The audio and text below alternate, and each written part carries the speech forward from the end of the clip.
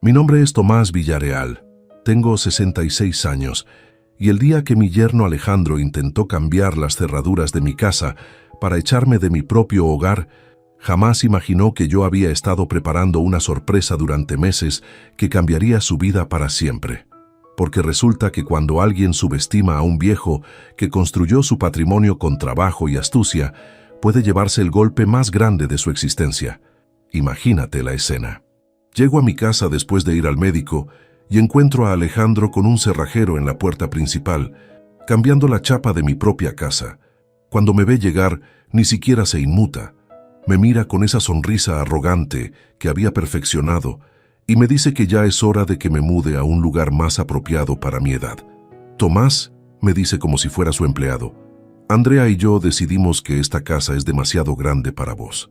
Ya encontramos un geriátrico muy bueno donde vas a estar mejor cuidado, sin consultarme, sin pedirme permiso, cambiando las cerraduras de la casa que yo mismo construí con mis manos hace 30 años.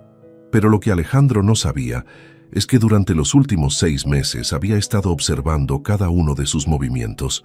Había estado preparando algo que lo iba a dejar sin palabras y sin la vida cómoda que creía tener asegurada para siempre. Seguí esta historia hasta el final y contame desde qué ciudad me estás acompañando, porque lo que hice después va a enseñarte que nunca hay que subestimar la inteligencia de alguien que tiene décadas de experiencia en la vida. Para que entiendas cómo llegamos a esta situación, tengo que contarte quién es Alejandro y cómo se las arregló para manipular a mi hija Andrea hasta convertirla en su cómplice. Porque esta historia empezó mucho antes del día de las cerraduras. Empezó el día que conocí a ese tipo y me di cuenta de que algo no cerraba. Andrea es mi única hija, la luz de mis ojos desde que nació hace 38 años. La crié solo después de que su madre Julia muriera cuando ella tenía 12 años. Julia, mi esposa, murió en un accidente de auto cuando volvía del trabajo una noche lluviosa de invierno. Fue el golpe más duro de mi vida, quedarme viudo a los 40 años con una nena que necesitaba figura materna y que me preguntaba todas las noches por qué mamá no volvía a casa. Trabajaba como maestro mayor de obras y tenía que estar en diferentes construcciones durante el día, supervisando equipos, resolviendo problemas técnicos, calculando materiales, pero siempre organizaba mis horarios para poder buscar a Andrea del colegio y estar con ella por las tardes. Los fines de semana los dedicaba completamente a ella. La llevaba al parque de la plaza principal, al cine del centro, a visitar a mi hermana Rosa que la ayudaba con las cosas de mujer que yo no entendía bien. Durante esos años difíciles, Andrea y yo desarrollamos una relación muy especial. Éramos un equipo. Ella me ayudaba con las cosas de la casa que podía hacer. Yo la ayudaba con las tareas del colegio. Cuando tenía pesadillas, venía a mi cama y me contaba sus miedos. Cuando yo tenía días difíciles en el trabajo, ella me preparaba mate y me escuchaba quejarme de los problemas con los contratistas. Andrea creció siendo una chica inteligente, responsable y, sobre todo, leal. Estudió contador público en la Universidad Estatal. Se recibió con muy buenas notas, después de 5 años de estudios que yo financié trabajando horas extras los fines de semana. Consiguió trabajo en un estudio contable importante del centro. Ganaba bien, tenía futuro profesional. Durante años, vivimos juntos en esta casa que yo había construido con mis propias manos sin problemas de convivencia. Ella ayudaba con los gastos de los servicios, yo mantenía la propiedad y hacía todas las reparaciones necesarias. Teníamos una relación tranquila y madura de padre e hija adulta que se respetaban mutuamente. Los domingos cocinábamos juntos, mirábamos fútbol, ella me contaba de su trabajo y yo le contaba anécdotas de las obras donde había trabajado durante la semana. Era una vida simple pero feliz. Todo cambió drásticamente cuando Andrea conoció a Alejandro hace 4 años en una fiesta de fin de año de su trabajo. Alejandro trabajaba como vendedor de autos importados en una concesionaria de lujo del barrio norte de la ciudad. Era un tipo de 35 años, bien parecido, que sabía hablar y sabía venderse a sí mismo como si fuera un producto de primera calidad. Usaba trajes caros, zapatos italianos, reloj suizo, Manejaba un auto último modelo que según él había comprado con sus comisiones de ventas. Cuando Andrea me lo presentó por primera vez, algo me dio mala espina inmediatamente. No era solo su actitud de superioridad natural, era la manera en que evaluaba todo con la mirada calculadora de alguien que está tasando objetos en una casa de remates. Cuando entró a mi casa por primera vez, sus ojos recorrían cada rincón como si estuviera calculando metros cuadrados, estimando el valor de los muebles, evaluando el potencial inmobiliario de la propiedad. No me saludó con el respeto que debe tener un hombre hacia el padre de su novia. Me trató como si fuera un obstáculo menor que había que sortear para llegar a su objetivo real. «Así que usted es el papá de Andrea», me dijo con una sonrisa comercial que no llegaba a los ojos. Ella me contó que viven juntos desde hace años. Qué bueno que se acompañen en esta casa tan grande.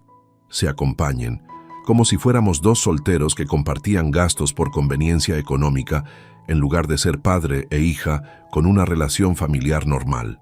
Desde el primer día, Alejandro empezó sistemáticamente a sembrar ideas específicas en la cabeza de Andrea sobre nuestra convivencia.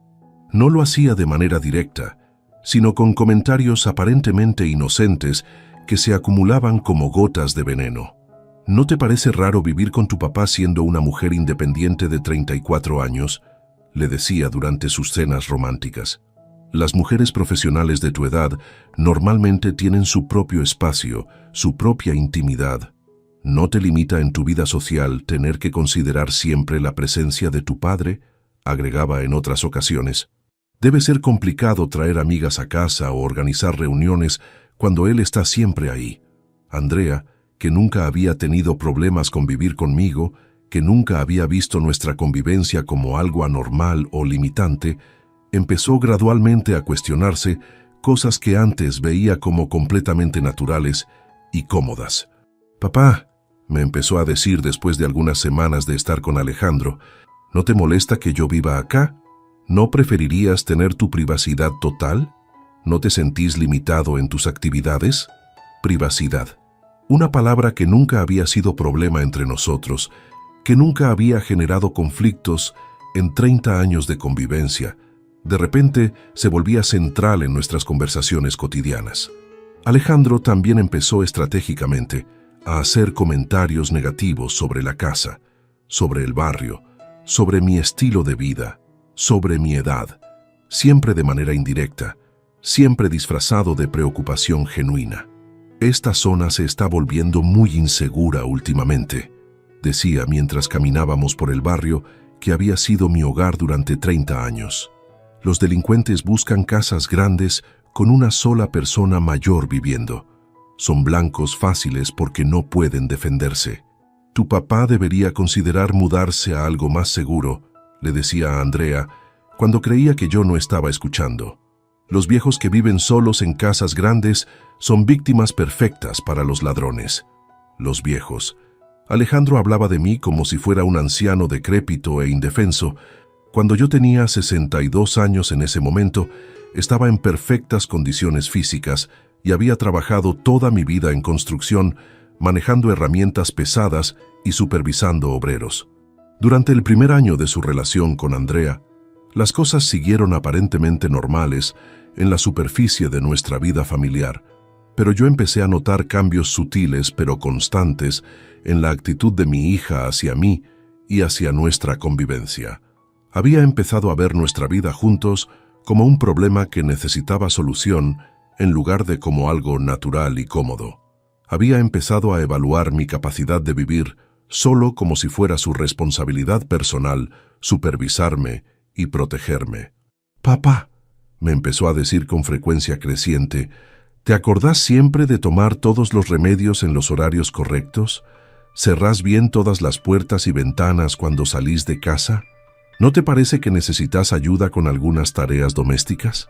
Preguntas que nunca me había hecho en décadas de vida independiente, que surgían directamente de las sugerencias que Alejandro le plantaba en la cabeza durante sus conversaciones privadas. Durante ese primer año, también noté que Alejandro empezó a mostrar un interés inusual en los detalles de mi situación económica y patrimonial. Me hacía preguntas aparentemente casuales sobre el valor de la casa, sobre mis ahorros de jubilación, sobre mis planes financieros para el futuro. ¿Su casa está completamente pagada, Tomás?, me preguntaba durante los almuerzos dominicales. ¿Tiene alguna deuda pendiente? ¿Ha pensado en hacer alguna inversión con el valor de la propiedad? Preguntas que me parecían demasiado personales e inapropiadas, viniendo de alguien que apenas conocía, pero que Andrea defendía como interés genuino en el bienestar familiar. Cuando se casaron hace 2 años, en una ceremonia cara que Alejandro financió con tarjetas de crédito según supe después, pensé ingenuamente que las cosas se iban a calmar, que Alejandro iba a conseguir su objetivo principal, de tener a Andrea para él solo, y me iba a dejar vivir en paz en mi propia casa. Me equivoqué completamente en mi evaluación de la situación. Después del casamiento, Alejandro intensificó dramáticamente su campaña psicológica para convencer a Andrea de que yo era un problema serio que requería solución inmediata. Ya no se conformaba simplemente con que ella se mudara a vivir con él. Ahora quería que yo también desapareciera de mi propia casa. Andrea, le decía durante sus cenas en restaurantes caros que pagaba con dinero que no tenía, tu papá no puede seguir viviendo solo en una casa tan grande y peligrosa. ¿Qué va a pasar si le pasa algo grave y nadie se entera durante días? Sería irresponsable de nuestra parte como familia dejarlo en esa situación de riesgo. Irresponsable. Andrea había empezado a sentirse genuinamente culpable por no supervisar y controlar cada aspecto de mi vida diaria como si fuera su hijo en lugar de su padre. Además, seguía a Alejandro con argumentos que habían sido cuidadosamente preparados. Esa casa está ubicada en una zona que se está revalorizando muchísimo por el desarrollo urbano. Si la vendemos ahora al mejor precio del mercado, tu papá puede comprar algo más chico, más moderno, más seguro, y nosotros podemos usar la diferencia de dinero para comprarnos algo mejor que este departamento alquilado. Ahí estaba la verdad real de sus intenciones. Alejandro no se preocupaba para nada por mi bienestar, mi seguridad o mi comodidad.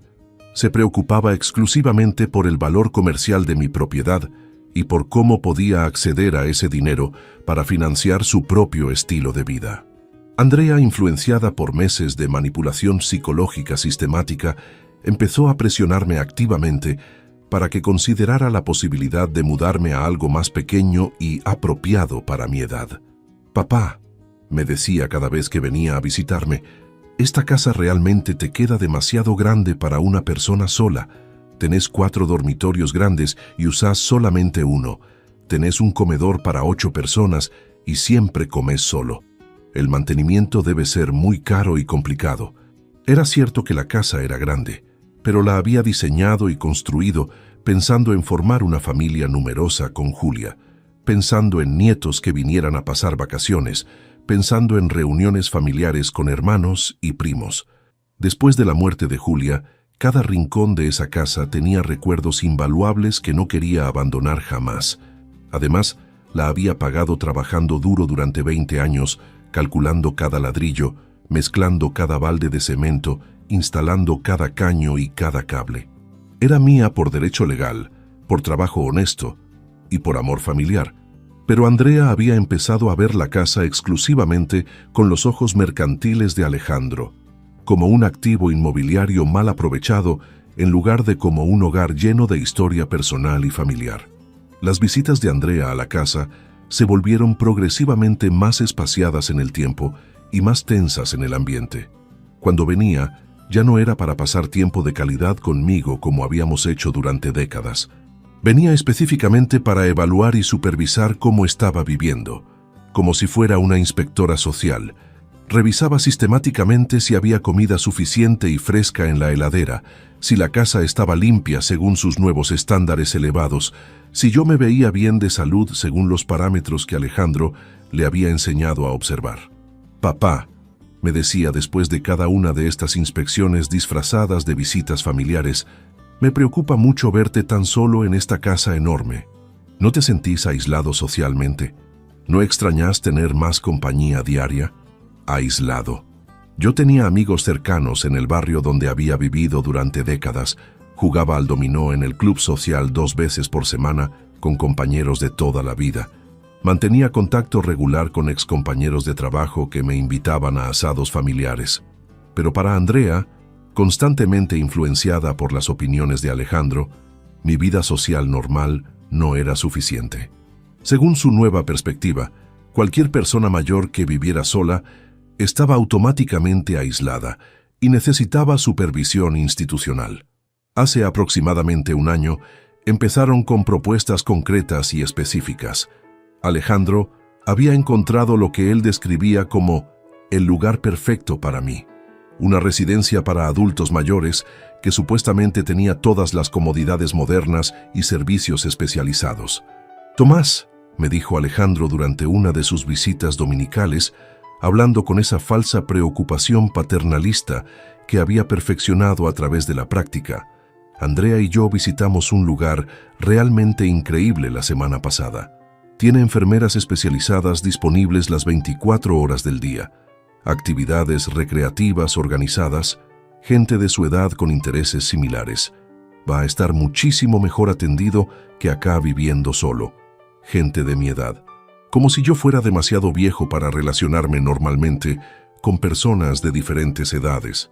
Como si necesitara estar segregado con otros ancianos para sentirme cómodo socialmente». Le dije claramente que no tenía ningún interés en mudarme a una residencia geriátrica, que estaba perfectamente cómodo y capaz en mi propia casa, que podía cuidarme solo sin ningún problema y sin necesidad de supervisión externa. «Pero papá», insistía Andrea con argumentos que sonaban ensayados, «¿qué va a pasar si te sentís mal súbitamente en la madrugada y no hay nadie cerca para ayudarte? ¿Qué va a pasar si te caes en el baño y te lastimás gravemente?» Los argumentos clásicos del miedo como herramienta de persuasión. Crear ansiedad sobre posibilidades remotas para justificar decisiones drásticas en el presente. Durante meses enteros resistí sistemáticamente sus presiones crecientes, pero Alejandro era extremadamente persistente y estratégico en su aproximación. Cada vez que venían a visitarme, traían una nueva razón elaborada por la cual yo debía mudarme inmediatamente, que el barrio era cada vez más inseguro para personas mayores que vivían solas, que la casa era demasiado grande y costosa de mantener para alguien de mi edad, que yo necesitaba más cuidados médicos especializados de los que podía conseguir viviendo independientemente, que era egoísta de mi parte ocupar tanto espacio cuando ellos necesitaban desesperadamente un lugar más grande para formar su familia. Cada argumento estaba cuidadosamente diseñado para atacar una inseguridad diferente: mi seguridad física, mi capacidad económica, mi salud futura, mi responsabilidad moral hacia la familia. El punto culminante de esta campaña de presión llegó hace exactamente 6 meses, cuando tuvimos lo que Alejandro llamó la conversación definitiva sobre tu futuro. «Papá», me dijo Andrea con un tono que nunca había usado conmigo en 38 años de relación, «Alejandro y yo tomamos una decisión final sobre esta situación. Si no te mudás voluntariamente al lugar que elegimos para vos, vamos a tener que tomar medidas legales más drásticas para protegerte de vos mismo». Medidas legales. Mi propia hija, la nena que había criado con amor y sacrificio durante décadas, me estaba amenazando abiertamente con declararme incapaz mental si no obedecía las órdenes de su marido manipulador. «¿Qué tipo de medidas legales específicamente?», le pregunté manteniendo la calma externa, mientras internamente se me helaba la sangre. «Podemos solicitar formalmente una evaluación médica psiquiátrica para determinar si estás en condiciones mentales adecuadas para vivir solo y tomar decisiones importantes. Si el médico determina que no estás capacitado, el juez puede ordenar legalmente que te trasladen a un lugar más seguro bajo supervisión». Alejandro sonreía con satisfacción mientras Andrea me explicaba mecánicamente cómo iban a usar el sistema legal para despojarme de mi casa y mi independencia. «Por supuesto», agregó Alejandro con falsa magnanimidad, «todos preferimos evitar ese camino tan desagradable y burocrático. Es mucho mejor para toda la familia que vos tomes la decisión correcta voluntariamente y por las buenas». Esa noche, después de que se fueran con sus amenazas legales, me quedé despierto hasta el amanecer pensando profundamente en mi situación real. Mi propia hija, manipulada sistemáticamente por un marido que claramente tenía intenciones ocultas, estaba dispuesta a declararme incapaz mental para apoderarse de mi propiedad. Pero también me quedé pensando detenidamente en Alejandro mismo, en su arrogancia natural, en su creencia absoluta de que podía manipular a todas las personas a su alrededor, en su seguridad ciega de que yo era un viejo indefenso y confundido que se iba a rendir sin ofrecer resistencia seria. Y esa noche tomé la decisión más importante de mis últimos años, una decisión que cambiaría completamente el rumbo de esta guerra que Alejandro había declarado contra mí. Al día siguiente, temprano por la mañana, contraté los servicios de un detective privado profesional para que investigara exhaustivamente todo sobre Alejandro, su pasado personal, su situación financiera real, sus actividades diarias, sus relaciones, todo lo que pudiera ser relevante para entender quién era realmente este hombre. También contacté inmediatamente a un abogado especialista en derechos de adultos mayores y protección contra abuso familiar para que me asesorara legalmente sobre cómo protegerme de las amenazas que habían hecho. Durante los siguientes 6 meses completos, mientras Alejandro creía confiadamente que estaba ganando la batalla psicológica para echarme de mi casa, yo estuve trabajando silenciosamente para recopilar información que eventualmente lo destruiría completamente. El detective privado, que tenía 20 años de experiencia investigando casos de fraude matrimonial y familiar, me trajo datos absolutamente fascinantes sobre mi yerno. Alejandro no era ni remotamente el vendedor exitoso y solvente que aparentaba ser públicamente. Su situación financiera real era catastrófica. Tenía deudas enormes con múltiples bancos y prestamistas privados de alto riesgo. Había usado irresponsablemente tarjetas de crédito durante años para mantener un estilo de vida lujoso que sus ingresos reales no podían sostener. Su sueldo real en la concesionaria de autos apenas le alcanzaba para los pagos mínimos de sus deudas acumuladas y estaba constantemente al borde de la bancarrota personal. Pero lo más revelador e impactante era su historial matrimonial oculto. Alejandro había estado casado 2 veces anteriormente, antes de conocer a Andrea, información que había ocultado completamente durante todo su noviazgo y matrimonio. Y en ambos casos anteriores, había usado exactamente el mismo patrón de comportamiento: conocer mujeres con patrimonio familiar, convencerlas de que vendieran las propiedades heredadas para invertir en algo mejor y más rentable, desaparecer con todo el dinero líquido y divorciarse inmediatamente dejando a las exesposas en la ruina económica total. Mi yerno era un estafador matrimonial profesional que se especializaba sistemáticamente en mujeres con patrimonio familiar que podía manipular y robar. El abogado especialista me explicó detalladamente mis derechos legales y me ayudó a preparar una estrategia defensiva completa para protegerme de cualquier intento de declaración de incapacidad. También me puso en contacto con un psicólogo forense que podía evaluar oficialmente mi capacidad mental si Alejandro seguía adelante con sus amenazas legales. Don Tomás, me explicó el abogado con total claridad, usted está en perfectas condiciones mentales, según todos los estándares médicos y legales, y tiene derecho constitucional absoluto a vivir donde quiera y como quiera. Nadie puede obligarlo legalmente a mudarse contra su voluntad, a menos que exista evidencia médica real de incapacidad mental severa. Pero yo quería mucho más que simplemente defenderme pasivamente de los ataques de Alejandro. Quería contraatacar de manera devastadora. Durante estos 6 meses de investigación, también estuve observando meticulosamente las actividades diarias de Alejandro, estudiando sus horarios, sus rutinas, sus puntos débiles, sus secretos. Y descubrí varias cosas que él creía que tenía perfectamente ocultas. Primero, descubrí que tenía una amante, una mujer de 25 años llamada Vanessa, que trabajaba como empleada en el banco, donde él tramitaba regularmente los créditos para los clientes de la concesionaria. Se encontraban secretamente 2 veces por semana en un hotel discreto del centro de la ciudad. Segundo, descubrí que había estado sistemáticamente robando dinero de las comisiones de venta de la concesionaria donde trabajaba.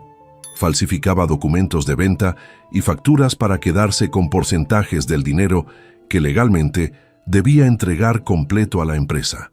Tercero y más importante, descubrí que había estado mintiéndole descaradamente a Andrea sobre prácticamente todos los aspectos de su situación personal. Ella creía genuinamente que él tenía ahorros considerables y propiedades propias, cuando en realidad estaba completamente quebrado y dependía totalmente del sueldo de ella para sobrevivir económicamente. Mi yerno era simultáneamente un mentiroso compulsivo, un estafador matrimonial profesional, un infiel habitual y un ladrón que robaba a su propio empleador. Y ahora yo tenía pruebas documentales detalladas de todas estas actividades criminales. Llegó finalmente el día en que Alejandro decidió pasar de las amenazas verbales a la acción directa y agresiva. Era un martes por la mañana de marzo. Yo había ido al médico clínico para mi chequeo anual programado, algo que hacía religiosamente cada año para mantenerme en buena salud y tener documentación médica actualizada de mi estado físico y mental. Cuando volví a mi casa alrededor del mediodía, encontré la escena que había estado esperando durante meses. Alejandro estaba parado en la puerta principal de mi casa, con un cerrajero profesional que estaba en el proceso de cambiar completamente la chapa de seguridad. ¿Qué está pasando exactamente acá?, le pregunté con voz controlada pero firme. Tomás, me respondió sin mostrar ni la menor incomodidad o vergüenza. Andrea y yo decidimos finalmente que ya es hora de actuar. No podemos seguir esperando indefinidamente a que tomes la decisión correcta por tu cuenta. La decisión correcta, ¿según quién? Según nosotros, que somos tu familia directa y nos preocupamos genuinamente por tu bienestar y tu seguridad futura. El cerrajero terminó de instalar la chapa nueva de alta seguridad y le entregó ceremoniosamente las únicas 2 copias de llaves a Alejandro, que las guardó en su bolsillo con evidente satisfacción. Mi yerno me miró directamente a los ojos, con esa sonrisa de superioridad y control absoluto que tanto había llegado a odiar durante estos años. «Ya tenés las valijas hechas y listas, ¿no?», me preguntó con falsa preocupación. «El geriátrico te está esperando esta misma tarde para el check-in. Todo está perfectamente organizado». ¿Y si decido que no quiero ir a ningún geriátrico? Honestamente no tenés ninguna opción real en este punto. Andrea está en el trabajo en este momento, pero esta noche cuando llegue a casa, vos ya vas a estar cómodamente instalado en tu nuevo lugar con todas las atenciones que necesitas. Alejandro creía con total convicción que había ganado definitivamente esta guerra, que finalmente había conseguido echarme de mi propia casa y que yo no tenía absolutamente ninguna manera de resistirme efectivamente a su plan. «Está perfecto», le dije con calma total. «Pero antes de irme para siempre, quiero hablar personalmente con Andrea para despedirme como corresponde. Ya hablaste con ella cientos de veces sobre este tema. Ella está completamente de acuerdo con esta decisión. Quiero hablar con ella ahora mismo», insistí con firmeza. «Es lo mínimo que merezco después de 30 años de criarla». Alejandro suspiró con impaciencia y llamó a Andrea a su trabajo. «Amor», le dijo por teléfono con voz melosa, «tu papá quiere hablar con vos antes de irse al geriátrico. ¿Podés venir durante tu hora de almuerzo?» Andrea llegó a casa exactamente 45 minutos después. Cuando entró y me vio sentado tranquilamente en el living, con una carpeta gruesa de documentos en las manos, su expresión cambió inmediatamente. «Papá», me dijo con voz nerviosa, «sé que esto es muy difícil emocionalmente para vos, pero realmente es lo mejor que podemos hacer en esta situación». «Andrea», le dije mirándola directamente a los ojos, «antes de irme de esta casa para siempre, hay algunas cosas muy importantes que necesito que sepas sobre el hombre con el que te casaste». «¿De qué estás hablando exactamente?». Sin decir una palabra más, le mostré sistemáticamente todo lo que había recopilado durante 6 meses de investigación profesional. Los reportes detallados del detective privado, las fotografías con fecha y hora de Alejandro con su amante en el hotel, los documentos bancarios que probaban sus deudas masivas, los antecedentes completos de sus 2 matrimonios anteriores y las estafas que había cometido. Andrea se puso progresivamente más pálida, mientras revisaba página tras página de evidencia irrefutable. «Esto no puede ser completamente cierto», me dijo con voz temblorosa. «Es absolutamente todo verdad», le respondí con firmeza. «Tu marido es un estafador matrimonial profesional que se casa con mujeres para robarles sus propiedades familiares». Alejandro, que había estado escuchando tensamente desde la cocina, entró al living con cara de furia absoluta. «Tomás, ¿qué carajo le estás mostrando a Andrea? La verdad completa sobre quién sos realmente», le respondí con calma total. «Esos papeles son mentiras inventadas. Tu suegro senil contrató gente para fabricar evidencia falsa sobre mí porque está desesperado». «¿Mentiras inventadas?», me intervino Andrea mostrándole las fotografías. «¿Estas fotos tuyas con otra mujer en un hotel son mentiras? ¿Estos documentos del banco sobre tus deudas son inventados? ¿Los testimonios de tus exesposas sobre tus estafas son falsos?». Alejandro trató desesperadamente de negar todo, pero las pruebas eran demasiado claras, demasiado detalladas, demasiado específicas para ser refutadas. Fotografías con fecha y hora, documentos oficiales con sellos bancarios, testimonios firmados ante escribano público. «Además de todo esto», le dije a Andrea, «hay algo más que tenés que saber inmediatamente». Le mostré los documentos que probaban que Alejandro había estado robando sistemáticamente dinero de la concesionaria donde trabajaba. «¿Es cierto esto?», le preguntó Andrea a su marido con voz que se quebraba. «¿Es cierto que estás robando dinero de tu trabajo?». Alejandro se quedó completamente callado, sin poder negar evidencia tan específica y documentada. «Respóndeme ahora mismo», insistió Andrea con creciente desesperación. «¿Es cierto que sos un ladrón además de todo lo demás?». «Es complicado», murmuró Alejandro finalmente, sin poder mantener más la fachada. «¿Complicado cómo exactamente?». «A veces uno tiene que tomar lo que realmente le corresponde cuando los empleadores no valoran adecuadamente el trabajo». Andrea se dio cuenta súbitamente de que se había casado con un delincuente habitual, un mentiroso compulsivo y un estafador profesional. «Pero hay mucho más todavía», les dije para completar el cuadro. «Alejandro, contale a Andrea cuál era exactamente tu plan real con mi casa». «¿Qué plan específico?», preguntó Andrea con creciente horror. «Contale vos mismo», le insistía Alejandro. Mi yerno se quedó completamente mudo, sin poder explicar sus verdaderas intenciones. «Te lo voy a contar yo entonces», le dije a Andrea.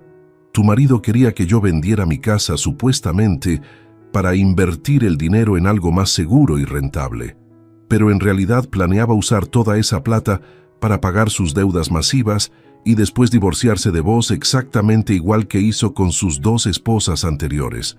Andrea me miró con incredulidad total, que gradualmente se convertía en horror y comprensión. «¿Es cierto eso?», le preguntó directamente a Alejandro con voz quebrada. «¿Todo esto era una estafa desde el principio? Andrea, tu papá está inventando historias para separarnos porque está desesperado», trató de responder Alejandro. «¿Para separarnos? ¿O para protegerme de un estafador profesional que me mintió sobre absolutamente todo?». Alejandro se dio cuenta de que todo su plan elaborado se había desmoronado completamente en una sola conversación.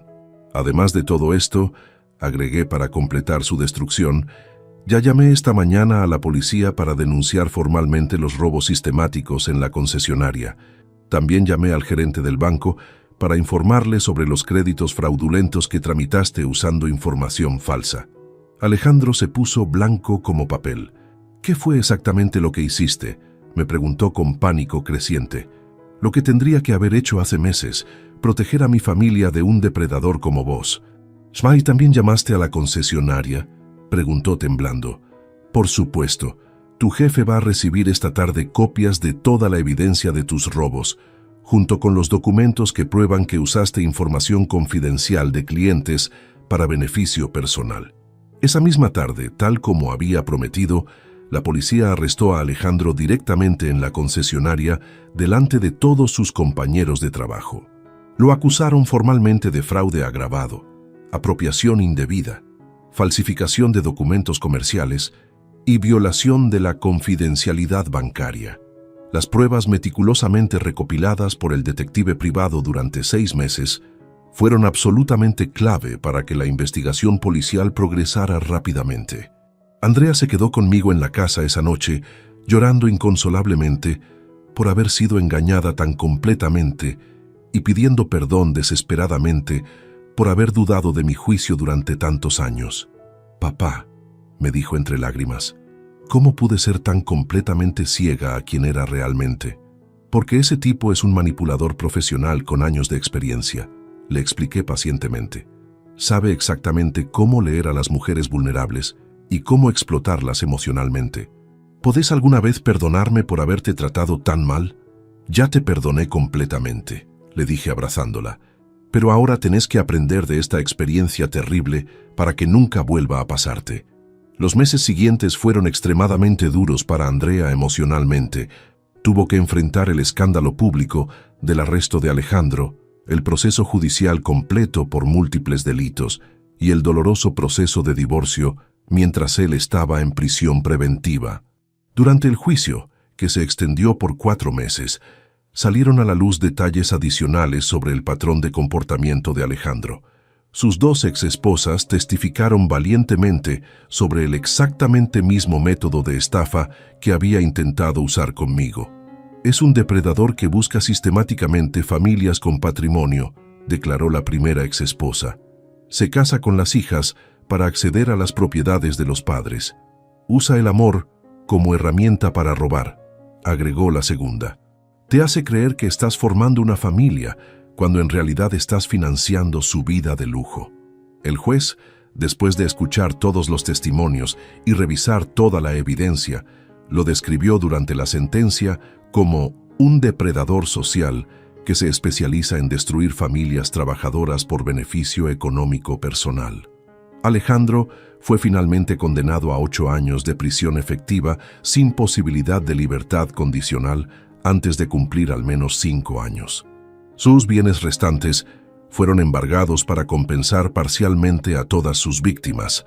Durante todo este proceso judicial, Andrea fue descubriendo gradualmente que prácticamente todas sus decisiones importantes durante los últimos 4 años habían sido influenciadas o directamente manipuladas por Alejandro.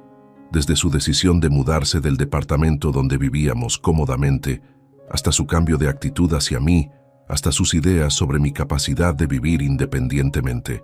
Todo había sido resultado de manipulación psicológica sistemática. «Papá», me dijo un día durante una de nuestras largas conversaciones de reconciliación, «me da una vergüenza terrible haber pensado que vos necesitabas supervisión cuando resultó que yo era la que estaba siendo completamente manipulada». «¿Por qué te da vergüenza?», le pregunté. «Porque vos fuiste muchísimo más inteligente que yo desde el primer día. Vos te diste cuenta inmediatamente de lo que era Alejandro, mientras que yo me dejé engañar completamente durante años. Era cierto que mi experiencia de vida me había enseñado a reconocer instintivamente a los manipuladores y estafadores, pero Andrea había tenido que aprender esta lección vital de la manera más dura y dolorosa posible. «Andrea», le expliqué, «no fuiste la primera mujer inteligente que ese tipo engañó, y probablemente no habría sido la última si no lo hubiéramos detenido». Durante los meses del proceso de divorcio, Andrea también descubrió la verdadera magnitud de las mentiras de Alejandro sobre su situación financiera. No solo estaba completamente quebrado, sino que había estado usando las tarjetas de crédito de ella sin permiso para financiar sus encuentros con la amante. «Papá», me dijo cuando se enteró de esto, «incluso me robaba dinero para estar con otra mujer». La traición había sido completa, emocional, financiera y sexual. Hoy, 2 años y medio después del arresto de Alejandro, mi vida ha vuelto completamente a la normalidad que había tenido antes de que ese depredador entrara en nuestras vidas. Vivo tranquilo en mi casa, la misma casa que él intentó robarme. Manejo mis propios asuntos sin supervisión externa. Tomo mis propias decisiones sin tener que pedir permiso a nadie. Andrea ha vuelto a vivir conmigo temporalmente, mientras se recupera emocional y financieramente de todo lo que pasó. Pero ahora es completamente diferente a como era durante los años de manipulación. Ya no viene a evaluarme o supervisarme. Viene a pasar tiempo de calidad conmigo como lo habíamos hecho durante décadas antes de Alejandro. Hemos recuperado la relación de respeto mutuo y cariño genuino que habíamos tenido siempre. Papá, me dijo la semana pasada mientras tomábamos mate en el patio, gracias por no haberte rendido nunca. ¿Qué querés decir exactamente? Gracias por haber luchado tan inteligentemente contra Alejandro cuando yo estaba demasiado ciega para ver lo que realmente estaba pasando. Si no lo hubieras hecho, yo habría perdido absolutamente todo. ¿Es verdad? Si me hubiera mudado dócilmente al geriátrico como quería Alejandro, él habría vendido mi casa inmediatamente, se habría quedado con todo el dinero para pagar sus deudas y después habría abandonado a Andrea exactamente como había hecho con las dos mujeres anteriores. Pero hay algo más importante que el dinero que salvé. Salvé la relación con mi hija.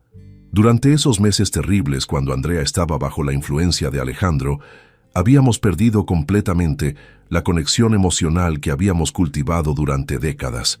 Ella me veía como un problema que resolver en lugar de como un padre que amar. Ahora hemos recuperado esa conexión, pero de una manera más madura. Andrea ha aprendido a valorar mi experiencia y mi juicio. Ha aprendido que la edad trae sabiduría, no incapacidad. Papá, me dijo hace unos días, ahora entiendo por qué no confiabas en Alejandro desde el primer momento. ¿Por qué? Porque tenés décadas de experiencia leyendo a las personas, porque has visto suficientes estafadores y manipuladores como para reconocerlos instintivamente. Exactamente. 40 años trabajando en construcción me habían enseñado a identificar a los contratistas deshonestos, a los proveedores que prometían materiales que no podían entregar, a los obreros que robaban herramientas. Esas mismas habilidades me permitieron ver a través de la fachada de Alejandro desde el primer día. La experiencia también me había enseñado que cuando alguien es demasiado insistente sobre algo que supuestamente es por tu bien, probablemente es por el bien de esa persona, no por el tuyo. Andrea está ahora en proceso de reconstruir completamente su vida. Ha aprendido lecciones valiosas sobre manipulación, sobre señales de alarma en las relaciones, sobre la importancia de mantener independencia financiera y emocional. No me voy a volver a casar nunca más, me dijo hace un mes. No digas nunca, le respondí. Algún día vas a conocer a alguien genuino que te valore por quien sos realmente. ¿Cómo voy a saber si es genuino? Vas a saber porque va a respetar tu relación conmigo, va a tratar de conocerme en lugar de alejarme, va a apoyar nuestros vínculos familiares en lugar de atacarlos. Esa es una de las lecciones más importantes de toda esta experiencia.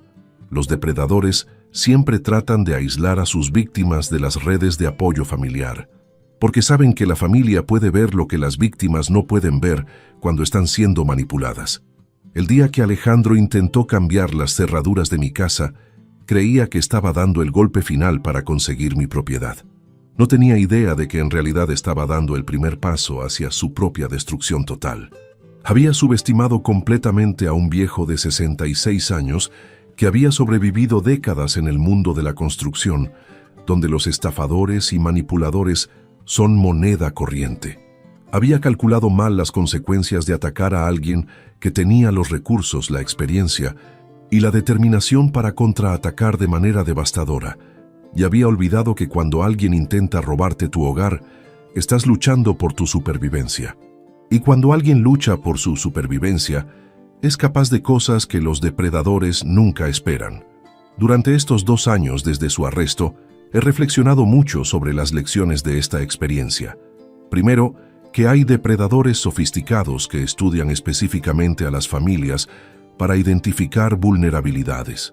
Alejandro había identificado que Andrea era una mujer trabajadora con un padre viudo que tenía una propiedad valiosa.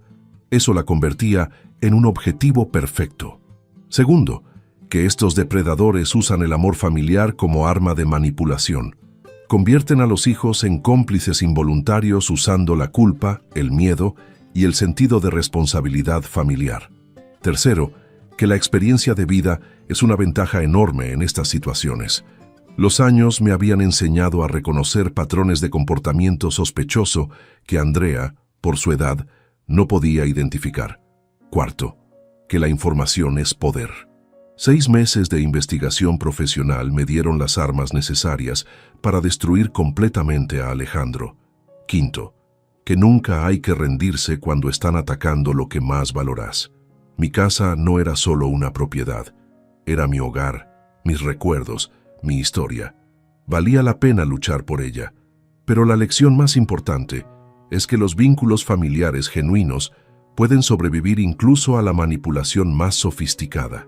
Andrea y yo perdimos nuestra conexión durante los años de influencia de Alejandro, pero la recuperamos cuando se eliminó esa influencia tóxica. El amor familiar verdadero es más fuerte que la manipulación externa, pero a veces necesita ayuda para poder expresarse libremente. ¿Me arrepiento de haber sido tan agresivo en mi investigación de Alejandro? No, era la única manera de proteger a mi familia. ¿Me arrepiento de haber usado toda esa información para destruirlo legalmente? Tampoco. Los depredadores solo entienden la fuerza total. Extraño la ingenuidad que tenía Andrea antes de conocer a Alejandro. Por supuesto, pero prefiero tener una hija más sabia, aunque más cautelosa, que una hija ingenua que puede ser fácilmente manipulada. Andrea ha madurado mucho durante esta experiencia. Ha aprendido a confiar en su propio juicio sin ser influenciada por manipuladores externos. Ha aprendido a valorar las relaciones familiares genuinas por sobre las aparentes. Ya ha aprendido que a veces las personas que parecen preocuparse más por tu bienestar son las que tienen las intenciones más egoístas. Alejandro sigue en prisión y le quedan todavía más de 5 años de condena. Recibí una carta de él hace unos meses pidiendo perdón y explicando que había actuado por desesperación financiera. No le respondí la carta. No tengo interés en sus excusas tardías ni en su arrepentimiento conveniente. Las consecuencias de sus acciones hablan por sí solas. Las otras víctimas de Alejandro también han podido reconstruir sus vidas de diferentes maneras. Una de sus exesposas inició una fundación para ayudar a mujeres víctimas de estafas matrimoniales. La otra se mudó a otra ciudad para empezar completamente de nuevo. Todas hemos aprendido que el daño emocional de este tipo de traiciones puede ser más duradero que el daño económico. Pero también hemos aprendido que se puede sobrevivir y prosperar después de ser víctimas de manipulación sistemática. Hoy, mientras escribo estas memorias en el mismo living donde Alejandro me amenazó con echarme de mi casa, no puedo evitar sonreír recordando su expresión de shock cuando Andrea vio toda la evidencia de quién era realmente. Durante meses había creído que me tenía completamente dominado, que era un viejo indefenso que se iba a rendir sin luchar. Había subestimado dramáticamente a alguien que había construido su vida ladrillo por ladrillo, que había sobrevivido a decepciones, tragedias y desafíos durante 66 años, y había olvidado que cuando atacas la casa de alguien, estás atacando mucho más que una propiedad. Estás atacando su historia, su identidad, su lugar en el mundo. Y eso es algo por lo que vale la pena luchar con todas las herramientas disponibles. Y vos que me estás escuchando desde tu ciudad, ¿tenés yernos, nueras o familiares políticos que tratan de controlar aspectos importantes de tu vida? ¿Hay gente en tu entorno que te presiona para tomar decisiones que no querés tomar usando la culpa o el miedo? Si la respuesta es sí, recordá mi historia. Recordá que tenés derecho absoluto a vivir donde quieras, como quieras, sin importar lo que otros piensen que es conveniente para vos. Recordá que la experiencia de vida es una ventaja, no una desventaja. Que los años te han enseñado a reconocer patrones que gente más joven no puede ver. Y recordá que nunca hay que subestimar el poder de la información correcta y la preparación inteligente. Cuando conoces la verdad sobre las personas que te rodean, podés tomar decisiones estratégicas para proteger lo que valorás. No tengas miedo de investigar a fondo a personas que quieren controlar aspectos importantes de tu vida. No tengas miedo de buscar ayuda profesional cuando sentís que algo no está bien. Y no tengas miedo de contraatacar cuando alguien ataca lo que más te importa. Contame desde qué ciudad me estás escuchando. Y contame también si esta historia te ayudó a pensar de manera diferente sobre cómo manejar a las personas que tratan de manipularte o controlarte. Porque al final, la mejor defensa contra los depredadores es estar preparado, estar informado y estar dispuesto a usar toda la información disponible para proteger tu hogar, tu familia y tu forma de vida. La casa donde vivo hoy es la misma casa que Alejandro intentó robarme, pero ahora es también el símbolo de que se puede ganar cuando uno se prepara inteligentemente y lucha con determinación. Y esa es una lección que vale la pena compartir con cualquiera que esté enfrentando sus propios depredadores.